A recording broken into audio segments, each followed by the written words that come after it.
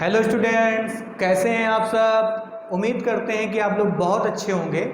आपका अपने YouTube channel अध्ययन एकेडमी में एक बार फिर से स्वागत है। यहाँ पर हम एक नए चैप्टर को डिस्कस करने जा रहे हैं। इसके पहले कॉम्प्लेक्स की पूरी एक सीरीज आ चुकी है। यहाँ पर हम मैट्रिक्स चैप्टर को डिस्कस करने जा रहे हैं, लेकिन उसके पहले आपसे कुछ कहना है। हमको कहना ये है कि आप लोग वीडियो को पूरा नहीं देखते हैं, तो भैया ऐसा मत कीजिए। वीडियो को पूरा देखिए, बहुत मेहनत से हम आपके लिए वीडियो लेकर के आते हैं, ठीक है। तो पूरे से पूरा वीडियो देखें, तब आपको सारी चीज़ें क्लियर कट में समझ में आएंगी और हर एक टॉपिक आपका क्रिस्टल क्लियर होगा, ठीक है। ये हमारा वादा है आपसे।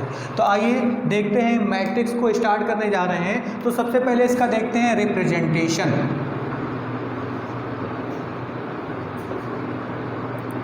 मैट्रिक्स का देखते हैं बेटा रिप्रेजेंटेशन। तो मैट्रिक्स को बेटा लार्ज ब्रैकेट वाले सिंबल में हम लोग रिप्रेजेंट करते हैं इस टाइप से।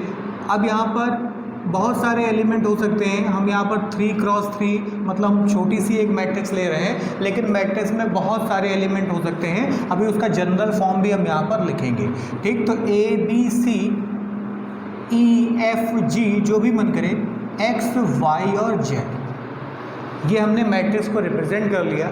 जहाँ पर ये क्या होती है बेटा, ये होती है फर्स्ट रो होती है। ये क्या होती है, ये सेकंड रो होती है। ये क्या होती है, ये थर्ड रो होती है। इसी तरीके से ये क्या, फर्स्ट कॉलम, सेकंड कॉलम और इस तरीके से ये थर्ड कॉलम। तो जितनी पड़ी पड़ी लाइनें हैं ना बेटा, वो रोज़ को रिप्रेजेंट करेंगी। जितनी भी पड़ी पड़ी लाइनें हैं वो रोज़ को रिप्रेजेंट करेंगी। जितनी भी खड़ी खड़ी लाइनें हैं वो कॉलम को रिप्रेजेंट करेगी। जितनी भी खड़ी खड़ी लाइनें हैं वो किसको रिप्रेजेंट करेंगी, कॉलम्स को रिप्रेजेंट करेंगी। तो ध्यान रखिएगा, ठीक। अच्छा, रोज़ को हम लोग क्या करते हैं, आई से रिप्रेजेंट करते हैं और कॉलम्स को हम लोग जे से रिप्रेजेंट करते हैं। ये कोई माँ कसम नहीं है, आप इसको बदल भी सकते हैं, लेकिन यूजुअली हम लोग आई और जे से ही रिप्रेजेंट करते हैं, ठीक। अच्छा, इसके रो और कॉलम को यहाँ पर अगर हम M×N लिखें बेटा, तो M यहाँ पर जो होगा ऑर्डर होगा। ऑर्डर ऑफ मैट्रिक्स क्या होगी बेटा, ऑर्डर ऑफ मैट्रिक्स। तो ऑर्डर ऑफ मैट्रिक्स होती है बेटा M×N, जहाँ पर M किसको रिप्रेजेंट करता है, तो M रिप्रेजेंट करता है नंबर ऑफ रोज को।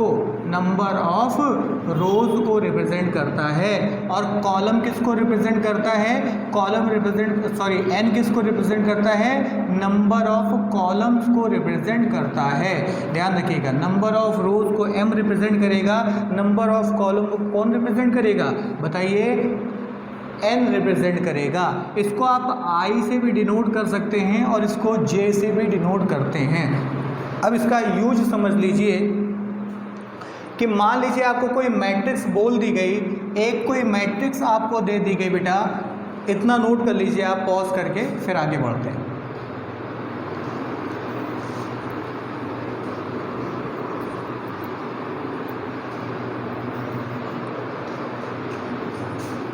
मान लीजिए कोई मैट्रिक्स आपको दी जाती है, मैट्रिक्स शॉर्ट फॉर्म में दे दी जाए कि ये कोई मैट्रिक्स है।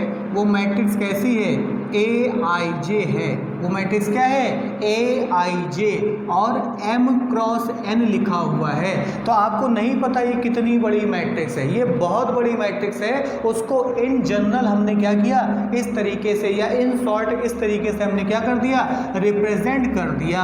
अगर हमें इसको सॉल्व करके लाना है तो देखिए कैसे सॉल्व करेंगे। सॉल्व करके लाना है तो कैसे सॉल्व करेंगे बेटा, अगर हम यहाँ पर M की जगह 1 2 3 डैश डैश डैश रख दे और N की जगह, I की जगह 1 2 3 डैश डैश डैश M और J की जगह 1 2 3 डैश डैश डैश N रख दें, तो ये दी गई मैट्रिक्स जो है मेरी वो तैयार हो जाएगी। तो आइए इसको सॉल्व करते हैं। तो बताइए कौन सी रो होगी, तो बेटा ये तो पहली रो होगी। इसका मतलब आई हम इस पूरे के लिए क्या कंसीडर कर लेंगे, 1 कंसीडर कर लेंगे। तो क्या हो जाएगा बताइए, A11। दूसरा एलिमेंट क्या होगा, A12। तीसरा एलिमेंट क्या होगा, A13। और इसी तरीके से जब हम आगे बढ़ते बढ़ते जाएंगे तो बेटा बताइए क्या रो बदल जाएगी? नहीं बदलेगी। बदलेगा कौन? कॉलम बदल रहा है। ये है C1 और ये है C2 और ये है बेटा C3। तो बताइए आगे बढ़ने के बाद क्या मिलेगा आपको? तो मिलेगा A1N, क्योंकि J किसको रिप्रेजेंट करता है?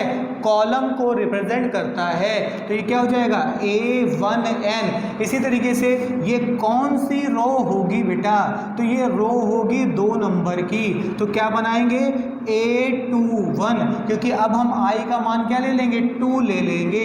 इसी तरीके से A22, इसी तरीके से A23। और अब कौन बदल रहा है? क्या रो बदल रही है? नहीं, बदल रहा है कॉलम। इसका मतलब A2N। हाँ या ना?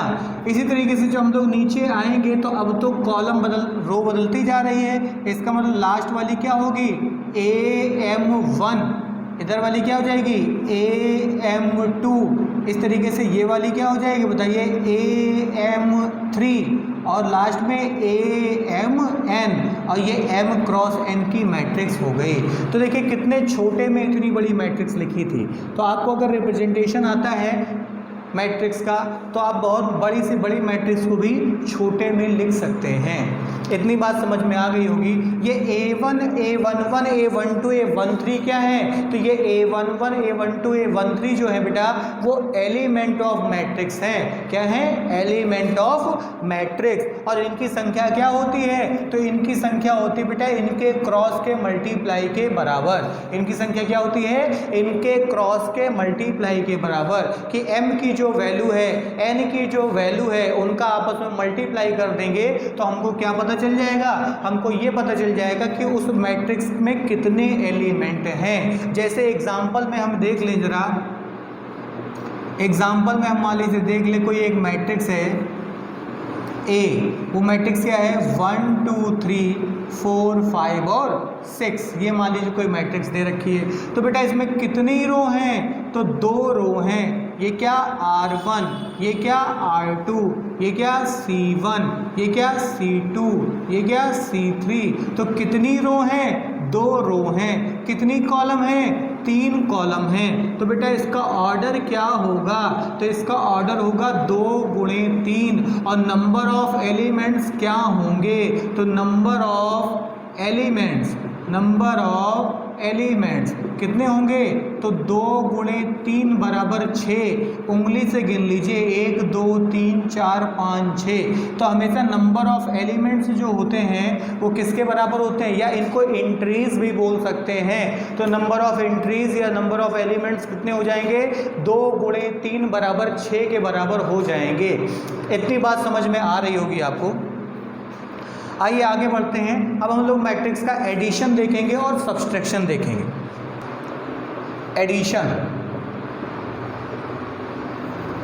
एडिशन ऑफ मैट्रिक्स देखते हैं। तो एडिशन ऑफ मैट्रिक्स को हम डायरेक्ट क्वेश्चन समझते हैं। 1 2 5 6 ये 2 क्रॉस 2 की मैट्रिक्स है बेटा। कैसे पता किया? 2 रो हैं, 2 कॉलम हैं। ठीक है। एक B मैट्रिक्स ले ली 5 3 9 7 बेटा। ये भी 2 क्रॉस 2 की मैट्रिक्स है बेटा। ठीक। तो अगर इनको ऐड करना है, सम करना है, तो चाहे जोड़ना हो, चाहे घटाना हो, चाहे आगे चलेंगे तो गुणा करना होगा और भाग करना होगा। सॉरी, भाग नहीं होता है यहाँ पे। ठीक है, खाली गुणा होता है। तो गुणा करना होगा तो आप क्या करेंगे बताइए? फर्स्ट एलिमेंट को फर्स्ट के साथ ऐड भी किया जाता है, घटाया भी जा सकता है जब घटाएंगे, और मल्टीप्लाई करना होगा तो वहाँ थोड़ा सा बेसिक रूल और चेंज करेंगे, फिर सॉल्व करेंगे। लेकिन अभी हम यहाँ पर एडिशन और सब्सट्रैक्शन की बात करेंगे, डिफरेंसेस की बात करेंगे। तो आइए एडिशन करने जा रहे हैं। तो एक में कौन सा? पहले में पहला एलिमेंट जोड़ दीजिए तो 1 + 5। दूसरे में दूसरा एलिमेंट जोड़ दीजिए तो 2 + 3। तीसरे में तीसरा एलिमेंट जोड़ दीजिए तो 5 + 9। चौथे में चौथा एलिमेंट जोड़ दीजिए तो 6 + 7। तो इस तरीके से इसका आंसर क्या आ जाएगा? 6 5 14 और 13। इस तरीके से इसका आंसर क्या आ जाएगा? 6 5 14 एंड 13 आ जाएगा। एक क्वेश्चन और देख लेते हैं, एक क्वेश्चन और देखें। 1 2 3 2 3 1 -1 -2 -3। सपोज कीजिए ये कोई मैट्रिक्स है, तो सबसे पहले इसका ऑर्डर देखिए कितना है। 3 रो है बेटा, एक पहली रो, दूसरी रो, तीसरी रो, 3 रो हो गई, 3 ही कॉलम है बेटा, तो इसका ऑर्डर क्या हो जाएगा 3 क्रॉस 3 हो जाएगा। एक कोई बी मैट्रिक्स ले लीजिए, बी मैट्रिक्स वो क्या है 1 -1 -1, फिर 2 -1 +3, फिर 3 -1 1। अब बेटा इसको हम करने जा रहे हैं यहाँ पर ऐड, तो a प्लस बी करेंगे तो क्या होगा बताइए। पहला एलिमेंट पहले में जुड़ेगा, तो एक में एक जुड़ेगा तो आ जाएगा 2। दूसरा एलिमेंट दूसरे में जुड़ेगा तो 2 में -1 जुड़ेगा तो आ जाएगा प्लस का 1। तीसरा एलिमेंट तीसरे में जुड़ेगा तो 3 में -1 जुड़ेगा तो आ जाएगा प्लस का 2। इसी तरीके से चौथा एलिमेंट चौथे में जुड़ेगा तो आ जाएगा 4। पांचवा एलिमेंट पांचवें में तो आ जाएगा बेटा 2। छठा एलिमेंट छठे में तो आ जाएगा बेटा 4। इसी तरीके से ये एलिमेंट इस वाले के साथ तो प्लस का 2, ये एलिमेंट इस वाले के साथ तो माइनस का 3, ये वाला एलिमेंट इस वाले के साथ तो माइनस का 2। तो ये भी आपका आंसर आ गया। इसी तरीके से जब हम लोग घटाएंगे तब देखें क्या करेंगे, जब हम लोग घटाएंगे तब देखें क्या करेंगे। तो इसी क्वेश्चन में हम लोग सब्सट्रैक्शन समझ लेते हैं।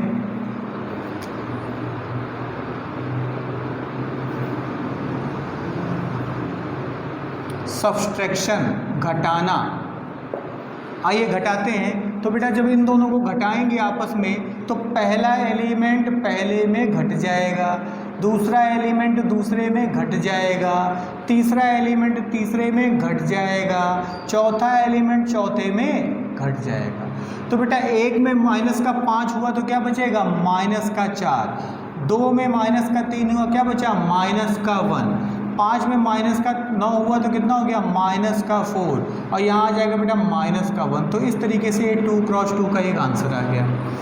यहाँ पर भी हम लोग क्या करें, दोनों को घटाएं अगर, तो घटाने के लिए अगर a माइनस बी कर रहे हैं ना तो पहले में पहला एलिमेंट घटाइए 0 हो जाएगा, दूसरे में दूसरा एलिमेंट घटाइए तो 2 में जब ये घटेगा बेटा माइनस का तो प्लस हो जाएगा तो हो जाएगा 3, तीसरे में तीसरा एलिमेंट घटाइए तो 3 में जब बेटा ये घटेगा तो हो जाएगा बेटा 4, चौथे में चौथा एलिमेंट घटाइए हो जाएगा 0, 3 में -1 घटाएंगे हो जाएगा 4, एक में 3 घटाएंगे तो हो जाएगा -2। इसी तरीके से -1 में जब 3 को घटा देंगे तो हो जाएगा -4, -2 में जब -1 को घटाएंगे तो आ जाएगा बेटा -1, और इसी तरीके से -3 में जब 1 को घटा देंगे तो आ जाएगा -4। और इस तरीके से आपका ये क्या हो गया, सब्सट्रैक्शन भी हो गया।